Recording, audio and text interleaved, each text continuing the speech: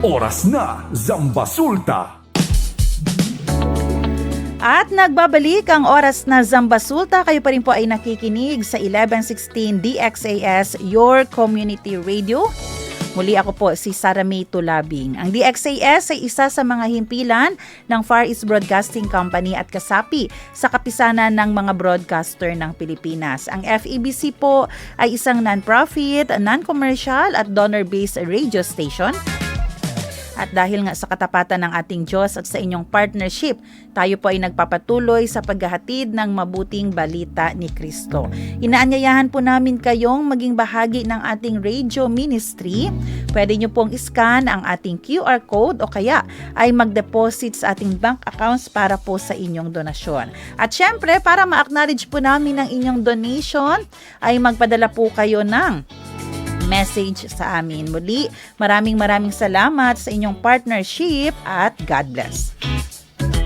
Oras natin mga kaibigan, 7:53 ng umaga. Ayan, bago po tayo dumako sa ating discussion ngayon, gusto ko lang po muna i-announce na meron na lang po kayong 3 araw na natitira para po maka-file ng income tax return. Dapat actually last April 15 pa ang deadline, pero nagbigay ng extension ang BIR ng another 1 month para po makapag-file kayo. So may 3 days left na lang kayo. Pay as you file at ang deadline nga ay fast approaching. At ito yung 2025 annual income tax. So sa mga hindi pa nakaka-file dyan, meron pa kayong 3 araw para mapuntahan mismo ang ating BIR.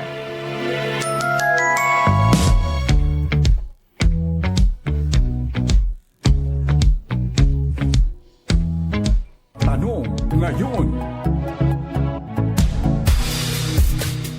At para sa ating katanungan ngayong umaga, dahil nga po pag-uusapan natin ang tungkol sa child protection. Ayan yung iba kasi akala natin yung protection ay para lang po sa mga kababaihan. Pero alam nyo po ba na ang ating mga kalalakihan, lalo na po yung mga bata, ay kailangan din po ng protection. At yan po ang pag-uusapan natin ngayon. Kaya ang tanong muna natin, we would like you to participate sa ating discussion. Dapat bang mas madalas na pag-usapan sa bahay? At kahit po sa ating mga paaralan, papalapit na po yung opening ng class ang tungkol sa child protection even for boys. Ayan, again, dapat bang mas madalas pag-usapan sa ating tahanan, sa mga paaralan, ang issue, ang concern, ang topic tungkol sa child protection kahit na para sa mga lalaki?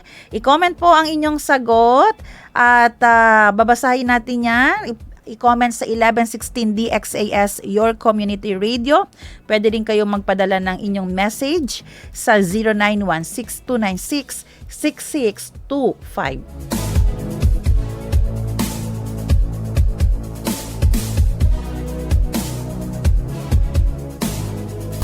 Pag-usapan natin. Ngayong araw nga ay ating pong bibigyang pansin ng isang mahalagang advokasya na may kaugnayan nga para po sa issue tungkol po sa mga bata na naaabuso at nagiging biktima po ng mga karahasan. Sa ating discussion ngayon o sa ating talakayan, tututukan po natin ang isang sensitibo ngunit napakahalagang issue, ang pang-aabuso sa batang lalaki. Isang paksang madalas hindi po nabibigyan ng pansin dahil na rin sa stigma at katahimikan na rin sa lipunan. Sa ating programa ngayong umaga, sisikapin po natin na basagin itong stigma na ito at papalakasin po natin ang awareness o kamalayan at palawakin ang proteksyon para po sa lahat ng bata anuman ang kanilang kasarian. At dahil dyan, makakasama po natin ang ating mismong chief ng Regional Women and Children Protection Desk. Suki na natin yan dito sa DXAS at pag-uusapan natin ang tungkol sa pang-aabuso sa batang lalaki, pagbasag nga sa stigma at pagpapalakas ng proteksyon. Narito po kasama natin via Zoom, Police Captain Lynette Nacionales. Hi ma'am, good morning. Welcome back po sa ating program. Hello ma'am, good morning sa lahat po ng bumubuo ng DXAS AM. Magandang umaga po at lalong-lalo na sa ating mga tagapakinig. Good morning po. Ayan, good morning po Mama Lynette, no? At maraming salamat po dahil available kayo today para pag-usapan na ito. At tungkol po sa ating tanong kanina na ibinato, dapat bang mas madalas pag-usapan sa bahay at paaralan ang tungkol sa child protection even for boys? Meron po tayong iilang mga kasagutan po dito, no? Ito po ay galing kay Tita o kay Ma'am Christina Alabata. Para sa akin, ayan, listener natin to, no? Para sa atin o para sa akin, yes, mas mabuting pinag-uusapan sa paaralan or sa bahay tungkol sa child protection. Para ma-aware tayong lahat at mismo ang mga bata, alam nila anong gagawin pag inabuso na sila. Kami as values teachers in school and community, nag-sign na rin ng child protection policy required ng NGO saan ako connected. It's very important to discuss this matter. God bless po. Ayan, yun ang sinabi ni Christina Alabata. Sabi rin ni Nails de Amor, yes, kasi hindi lang naman ang babae ang kailangan ng child protection or kahit matanda, we need to let them know na we can protect and help everyone. Dahil di lang naman babae ang nangangailangan ng proteksyon, kundi pati na rin ang mga lalaki. Kasi marami ng mga pangyayaring nagaganap ngayon na di kagandahan sa pandinig at mata. Solve this matter and make sure na we start this sa pamamahay natin. Ayan. Yun naman ang sabi o opinion ni Nails de Amor. Ayan. Ma'am Lynette, narinig niyo po no yung ating mga sumagot po sa ating tanong ngayon. Dito po ba sa atin, gano'n po ba kalaganap ang sexual violence, lalo na po sa mga batang lalaki? May mga record po ba tayo dito sa Region 9, Captain, na may mga ganito po? Yes ma'am, actually kinuha ko lang yung datos mula nung 2025 para hindi na masyadong nakakagulat. Mhm. Meron tayong as per record yun yung totoong na-file ng kaso and everything, nasa 16. Mhm. Medyo mababa nga siya compared sa mga female victims. Pero hindi po siya pwedeng i-disregard. Hindi po siya walang bahala na na bagay, na issue.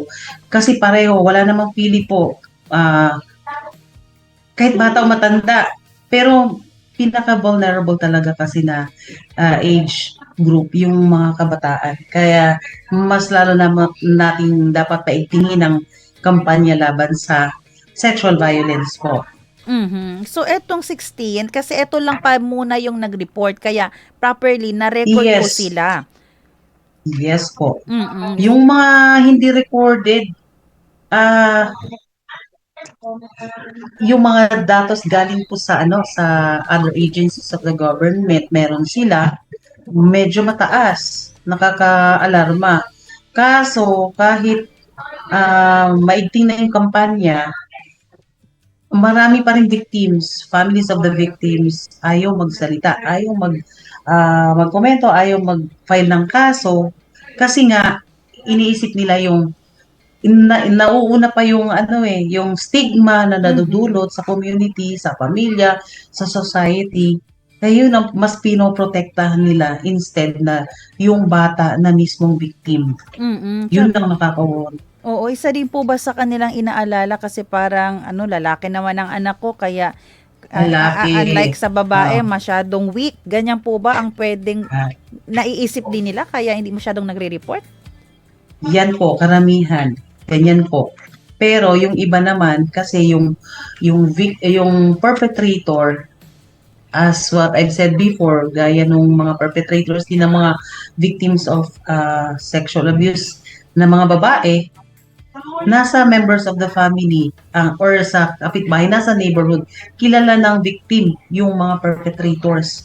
Kaya karamihan, parang wala silang lakas na loob na magsalita, magsumbong at mag-file ng kaso. Kasi nga, iniisip yung buong bulabog sa pamilya, sa community. inuuna pa nila yung kahihiyan na matatanggap ng buong pamilya. Mhm. Ma'am, nationalist, based po sa inyong knowledge or kung may data po tayo, ano yung pinaka-batang lalaki po na naabuso po, sexually po? May mga ganyang record po ba tayo? For us, merong victim na Tsaka yung ano po, 5 years old. 5 years old po. mhm. Ang Yung victim ano na po yung lalaki.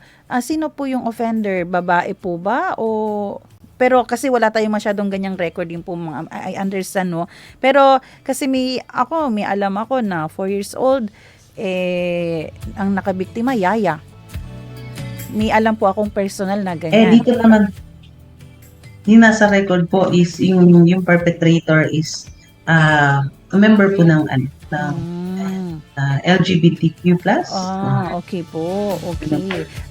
Pero po pagdating po, ma'am, no, sa pagiging biktima ng mga kalalakihan, meron din mga, kahit po may edad na po, di ba? May mga record din po tayo na, hindi ganong Yes katanda. po. Pero may adult na rin po tayong nabibiktima po, kahit lalaki sila, di ba? Yes po.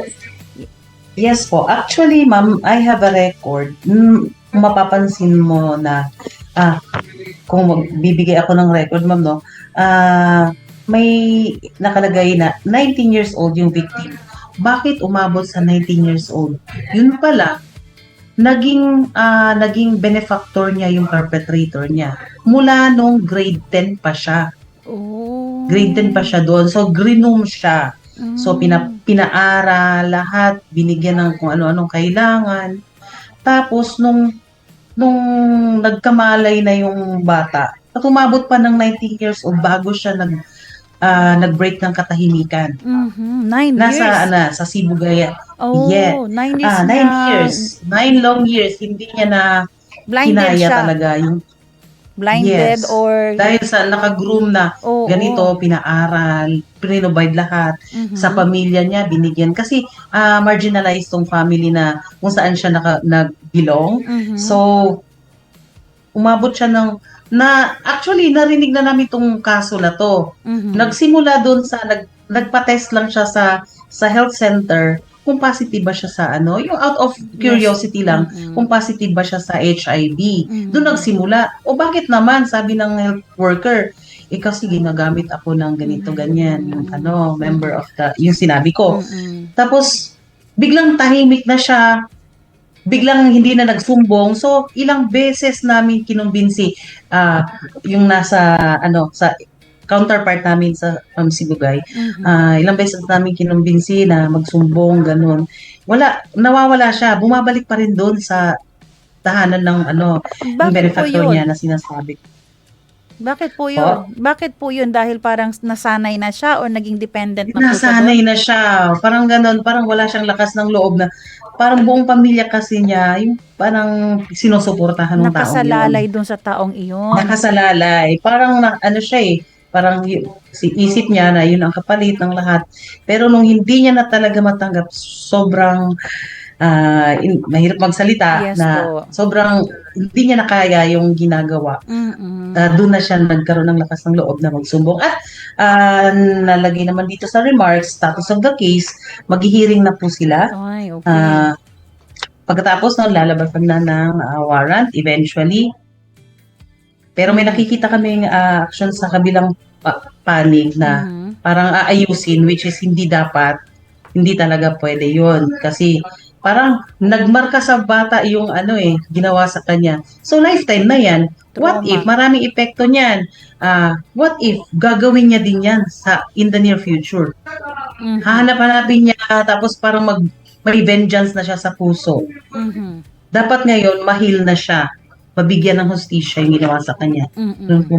Ganun kasaklap. Oo, lifetime ang epekto noon sa bata. At Yes tama po. po yun. Baka dahil akala niya yun na yun ang kinagisnan niya, ganun na lang ang buhay niya. Pwedeng ma-feel niya na ganito, mapariwara naman ang buhay ko. Ganito na lang. Pero gusto natin palalahanin na may hope pa po kayo. No? Kung kailan na-expose yan, yun po ang paraan ng Panginoon para matigil na yung ginagawang pang-aabuso sa inyo. At sana naririnig po natin, Ma'am Nationales, gaya sa mga babae pag may inaabuso, minsan ayaw kumawala sa partner kasi nga naging dependent na, kasanayan na, takot anong pwedeng mangyari sa kanya pag wala ang partner. Pwede rin din po pala yan sa lalaki. Pag siya naman po ang naabuso, pareha po pala, no? Yes po, tao lang po. Ma'am Nationales, ang ganda po nung na-mention nyo, yung minsan ginugroom na. Pwede nyo po ba kaming bigyan po ng idea, paano ginugroom? Kasi baka may mga listeners tayo ngayon, hindi nila alam, ginugroom na pala sila. Paano po ba ginugroom? Ano yung mga dapat bantayan? Yung ibang paraan na niyan, ma'am, is like kunwari yung victim, yung yung bibiktimahin ng would-be perpetrator is, yun na nga sinabi ko kanina, belongs to a marginalized family.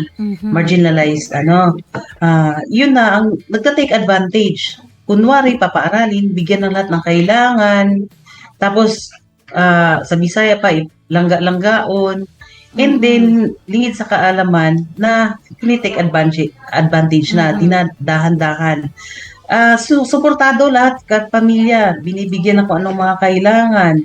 Tapos, hindi masyadong pinalalabas, doon lang, parang protektado. Talagang tunay na anak yung datingan, yung asta. Tapos yun na, umabot sa point na dinahandahan.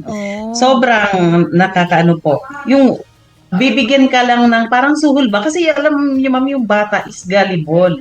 Gullible yan. Bigyan mo lang yan ng pampasaya. Like, bibigyan ka ng cellphone, lahat ng mga kailangan, from head to foot, lahat ng luho ibibigay. Parang utang na loob ang itatanim sa'yo. Yes po, yun. Parang hindi ka mahirapan ka ng kumalas. At mag-no sa gusto niya. Yes po. Hindi ka na makakano eventually. Ganon. Tatabunan na yung yung parang mali sa akala mo, correct yung ginagawa sa'yo. Pero talagang big no.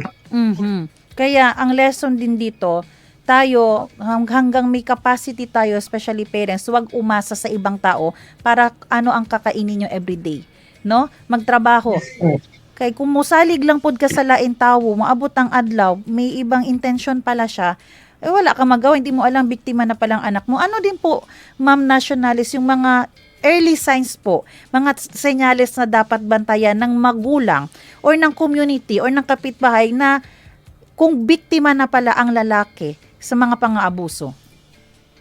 Ganito po, mapapansin po yung pagbabago sa ugali, nilalayo niya yung sarili niya sa kaibigan, sa mga kapamilya.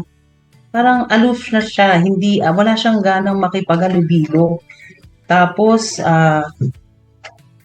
minsan agresibo, minsan biglang nagagalit, hindi mo maintindihan bakit. Tapos nilalayo niya ang sarili niya. Meron ding mapapansin din pag yung biglang binabangungot, yung parang nagkakaroon ng nightmare yung bata. At minsan, abot na siya nasa teenager na siya, pero mag-aasta siya na parang balik siya sa like 5 years old, yung sa childhood niya, astang batang-bata, na hindi mo maintindihan bakit, anong nangyari, ganun, parang unusual, may pagbabago na hindi na siya hindi na pareho yung behavior niya. Parang makikita mo talaga, before hindi naman ganito yung anak ko, bakit ganito? Tahimik na lang masyado, parang galit sa tao, the usual behaviors na mga nakikita natin ng mga bata na sa centers, yung mga victims of abuse, ganun po, ganun na ganun. Nilalayo yung sarili nila. Kaya tayong mga members ng government, gumagawa ng hakbang para at least matanggal po yung tawag dito, yung makalimutan nila yung mapait na karanasan. Nangyari.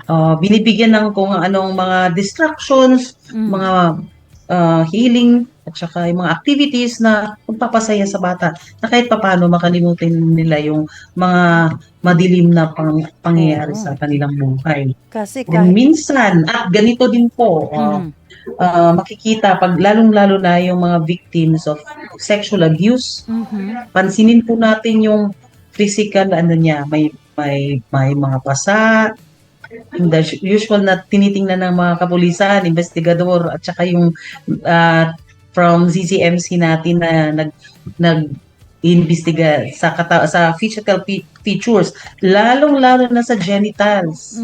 May mga rashes na yan, kung ano-ano mapapansin, hindi na siya normal. Kailangan po tingnan natin, kilatisin natin, scrutinize natin from behavior to the physical features na kung anong na present na physical features ng anak, ng bata na nasa poder natin o sa kapitbahay. Pansinin po natin mga pagbabago. Yun ang pinaka-senyales na naabuso yung bata. Dapat si mama, papa, or ang guardian sensitive at laging chine-check physically, emotionally, yung behavior ng bata. Kasi sila talaga ang pwedeng makapansin po kung may kahit konting pagbabago sa anak po nila. Tama po?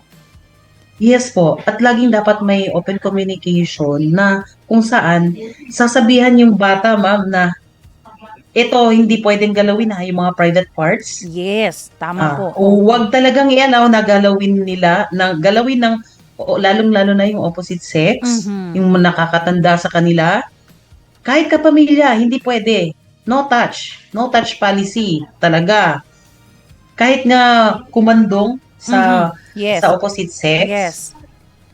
hindi po. Dapat i-educate po natin yung mga kabataan na it's a big no. Huwag nating alaw na gagawin yun sa atin.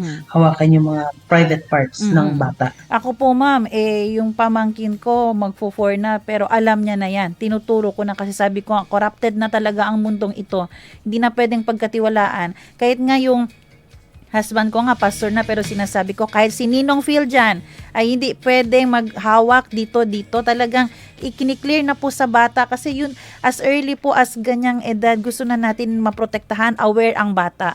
No kiss sa boys, hindi pwede maghawak dito. Hindi, tama po yung pagkandong, sinasabi ko po talaga yan sa pamangkin ko. Kasi kailangan na po, no, ma'am, nationalist, kailangan Yes, na po. ma'am, that's good. Yes po. Hindi na pwede. Kasi yung karamihan, ma'am, members of the family, yung kilala ng bata, yung mga perpetrators. Marami na tayong nababasa sa social media, mga sad events na kung saan nagpakamatay isang teenager dahil victim siya. At nahimik lang siya, busy-busy yung parents at nalaman-laman na lang na yung nakabiktima is kapatid ng kanyang nanay. Na kung saan, ma'am, nakasaad doon is na-inlove yung bata eh. So, masakit sa kanya.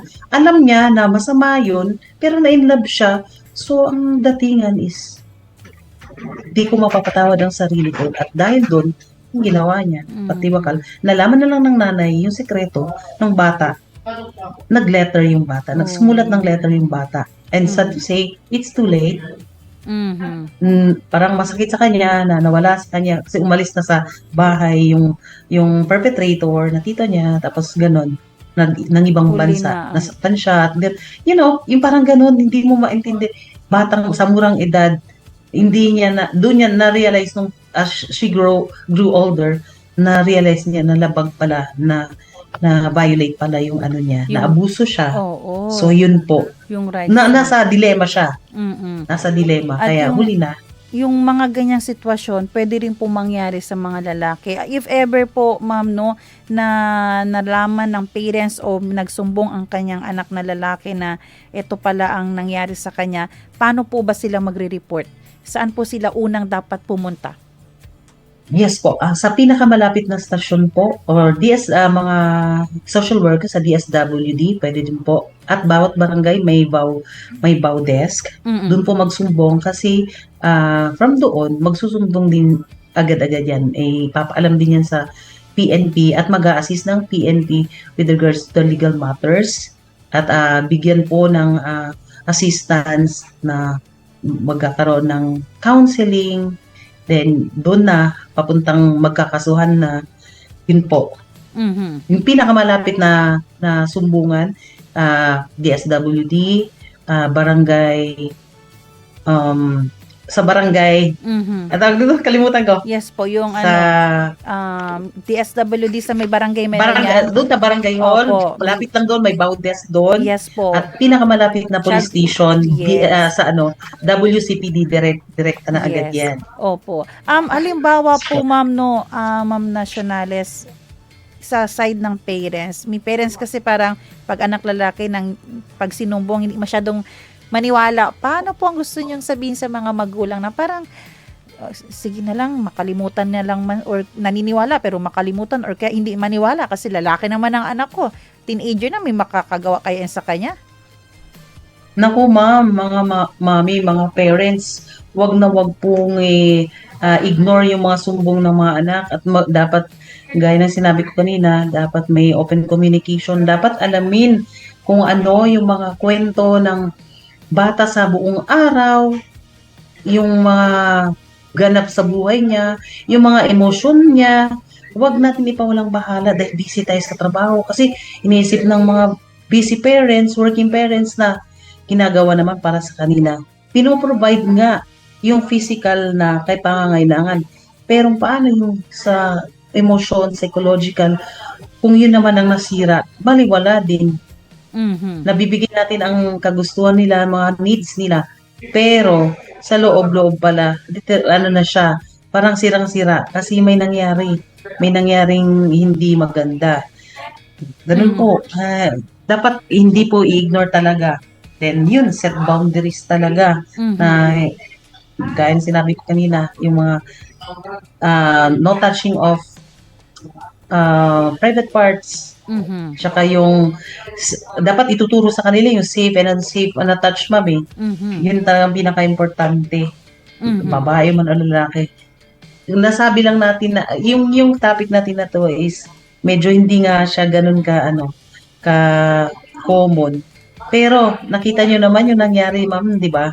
Although wala pang yung nangyari nga dito sa Zamboanga na grinom niya rin yung mga batang lalaki. Mhm. Mhm. Nalaman niya yun? Yes po, opo. Isang Opo. pa, yun. Yeah, opo. Yung talagang nakaka-shock, di ba, ma'am, yun. Mhm. Mula bata hanggang lumaki na, mayroon pa siyang mga Oo. pulgadera, pakilaya, yan, yan, grow. Mhm. Yun ang pinaka klarong Parang sample. syndicate na po ata. Who would yun. have thought? Who would have thought? Oo, especially sa Grabe. kanyang background at profession. Profession. Oo, nagawa niya po Yes yun. po. Ma'am, may mga challenges po kayo doon sa mga nagsumbong pero along the way, iuurong na lang ang kaso. Ano po ang ginagawa nyo to encourage them na dapat ituloy sana para hindi umulit ang offender? Sa naman, sa hangin ng pulis, ma'am, parang Chinese garter, ma'am. Mhm. Stretchable, pero ginagawa namin ng paraan. Yung sample ko na lang po kanina, ma'am, talaga, yung umabot siya ng 19 years old. Mhm. Nag-report kasi nagpa-test kasi siya when he was 16 years old. So, it took him 3 years to finally file a case. Mhm. So, yun. Grabe yung namin, nireport lang yun nung nag-attend ako ng interagency meeting. Tapos nabulabog ako, syempre, inalarma ko yung counterpart, ganito, ganyan. Hugutin mo yan, gawa natin ng paraan, ganyan, ganyan. Tapos, ma'am, bumalik naman. Dalawa kasi sila ng kapatid niya. Mhm. Sinumbong namin sa parents. Yung parents, wala, asa man may mudagan, wala man may ikabuhi sa among mga anak, di may kapaiskila. Ganun ang sagot. So, pati sila, parang na sila, na-impluensyahan. Mhm. So, umabot talaga, ma'am, di ba? 3 years bago na finally filed na yung case. Mhm. As yung bata nasa nasa DSWD na inano na namin, pinakustody na namin doon kasi parang nandun yung trauma sa kanya. Mhm. Ayan, hindi talaga dapat. Yun ang ginagawa namin, actually sa mga lalaki, hindi ganon ka Once kasi nasumbong, parang iba to eh. Purso talaga. Yung parang talaga, may chance pa na yung mga babaeng victim, Ang doon pa yung Yes, yan na. Ay, dili na lang sa kwan kay ana-ana, kulang pa mag-ebidensya na. Pero ginagawa namin ng paraan, ma'am, na talagang magsumbong kasi kung wala kasing hindi mo ipapakita yung pangil, wala talagang hindi na matatapos.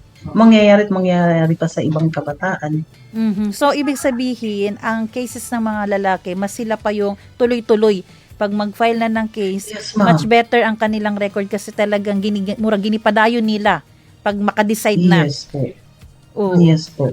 Yan yung maganda at sana gayahin din ng ating mga kababaihan yan. Anumang klase ng abuso, kailangan po mabigyan po yan ng hustisya. Ma'am, ano din po no, sa ating katapusan, ma'am, sa to ang discussion. Ano rin po kaya ang nakikita nyong pwedeng gawin ng ating community, ng ating mga churches po para matulungan ang mga batang nabiktima ng abuso at para hindi maabuso, hindi dumating doon. Prevention pa rin kasi talaga ang goal natin for sure na hindi aabot na maabuso ang ating mga kabataan, yung mga dapat naglalaro lang, nag-aaral. Ano po ang pwedeng gawin kung ng community, ng mga churches? Yes po.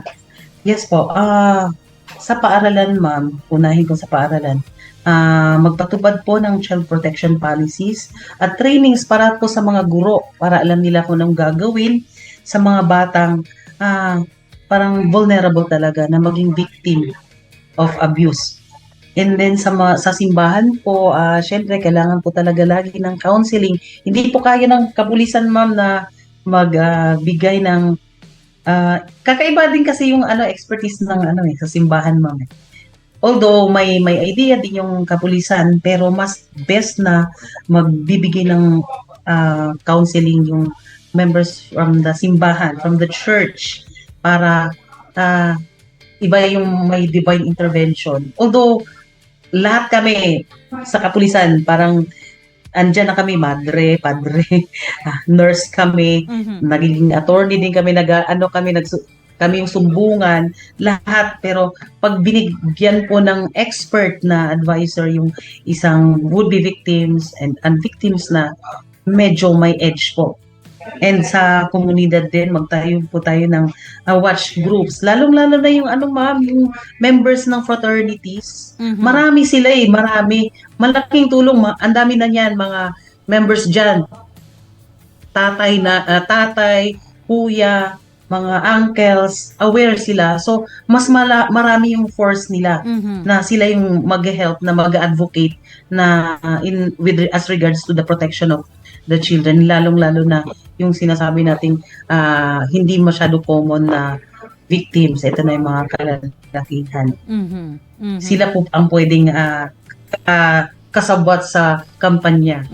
Pwedeng tumulong no sa ating mga kapulisan kasi tama Yes po. Yung ating mga kapulisan, marami pa po yung mga ibang issue na hinahandle.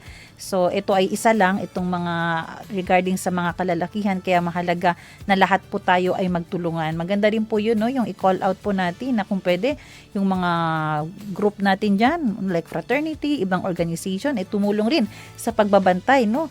At di ba hindi natin ma-imagine kung lahat ng bata normal pwedeng mabuhay, normal ang kanilang paglaki. Maganda, masaya, magiging maganda ang takbo. Kahit ng Pilipinas, sila ang magiging mga future leaders natin. So ma'am, maraming salamat po sa inyong naging oras at panahon. Baka meron pa po kayong last message po para sa ating mga tagapakinig. Yes, ma'am. Sa mga magulang at tagapakinig, huwag nating hayaang manaig ang katahimikan. Kung may hinala o kumpirmadong kaso ng pang-aabuso, agad itong iulat sa DSWD or sa social worker, barangay, VAUSI Desk, and PNP Women and Children Protection Desk. At maaari pang tumawag sa mga helplines, ma'am, na binigay ko po sa inyo. Pwede pong i-flash po ulit yon sa FB account ninyo, ma'am. Sa ating at sa ating mga palapit na police stations, doon po tayo sumbong, ma'am. Sa loob ng tirahan, turuan po ang mga bata na patungkol sa ligtas na paghihipo, makinig sa kanilang kwento. Yung mga magulang dapat pinapakinggan at minomonitor po yung engagement po sa online. Kasi lahat naman ng mga bata may may May mga account gadgets. na, may social media account Yes na. po. Alamin po natin kung sino yung mga followers niya, yung friends niya, yung lagi niyang ka-chat. Yun po, hindi po pwede pabayaan lang. Dahil nandyan, safe siya, nasa bahay siya. Pero pwede pong makurap yung bata, ma'am, online. Pwede siyang bibigyan lang siya ng mga, iyon na naman, gullible yung bata. Mhm. Madaling mauto. Mhm. Yun po, yung kailangan natin, ma'am, yung mga boys ngayon na ang dami talagang, hindi ko naman minamasama yung, yung community na sinabi ko kanina, ma'am. Mas mas mabilis silang mga engganyo ng bata kaysa sa yung mga ka-age lang ng ka-chat nila. Yung mas nakakatanda talaga, yung laging nambibiktima, yung mga perpetrators po. So, ulitin ko po, wag niyo pong i-disregard yung mga kwento ng mga anak at laging subaybayan, laging alamin kung saan sila naroroon at laging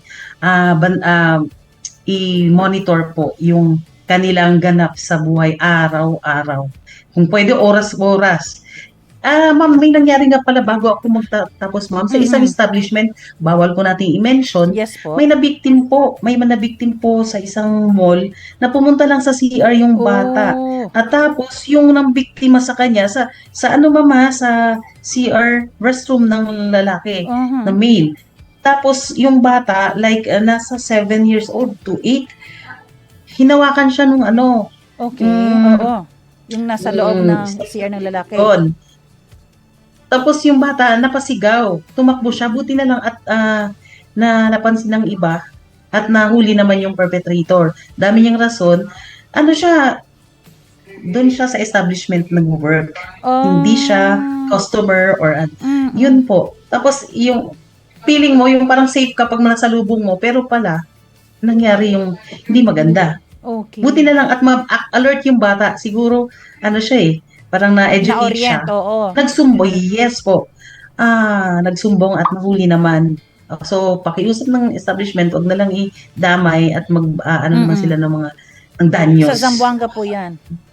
Yes po. Ay, nako. Kaya po mahalaga po. Bantayan lang Susundan po natin yung ng anak. Kahit sa restrooms. Susundan po. Kasi maaaring kahit sa sulok, pwede mabiktima. Lalo na yung mga bata. Sa labas, sa mall, sa school, pwede. Yes po. Sa bahay, nangyayari na din. Kaya kailangan po talaga natin manalangin. Sa neighborhood. Yes po. Ayan. Oras po natin, 8:30 ng umaga. Naku, ma'am, maraming salamat po sa oras at panahon nyo dito. Ang dami po naming natutunan at ang ating pag-isipan natin, no? Ayan, ang ating